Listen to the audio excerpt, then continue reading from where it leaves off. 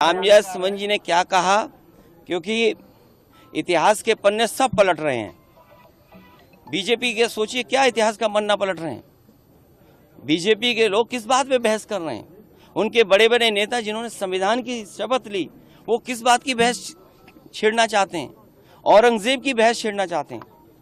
तो अगर रामजय सुमन जी ने भी इतिहास का कोई पन्ना पलट दिया, जिस पन्ने में अगर इस तरह की भाव लिखा होगा, 200 साल पहले 100 साल पहले हम लोगों ने तो इतिहास लिखा नहीं। इतिहास किसने लिखा है?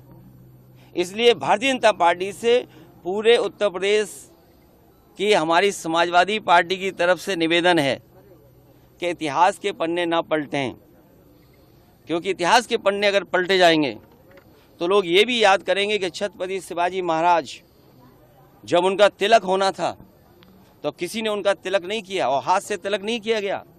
सुनने में आ रहा है कि पैर के बाएं अंगूठे से उनका तिलक किया गया था। क्या भारतीय जनता पार्टी इस बात की निंदा करेगी? आज जो लोग विकसित भारत का सपना देख रहे हैं, आप इतिहास के पन्ने पलटिएगा। कभी गैलीलियो ने कहा था कि धरती कैसे घूम रही है, किसका चक्कर लगा रही है, उसे सजा दे दी थी, मौत हो गई थी उसकी। 400 साल बाद उस चर्च ने माफी मांगी उस बात को लेकर के।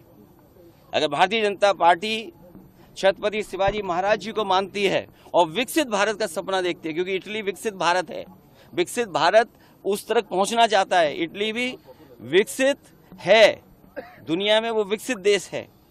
तो क्या अगर चर्च ने अपनी गलती स्वीकार की थी, माफी मांगी थी, तो छत्रपति शिवाजी महाराज जी का बाएं पैर के अंगूठे से तिलक हुआ, उसके लिए भारतीय जनता पार्टी माफी मांगेगी कि नहीं मांगेगी?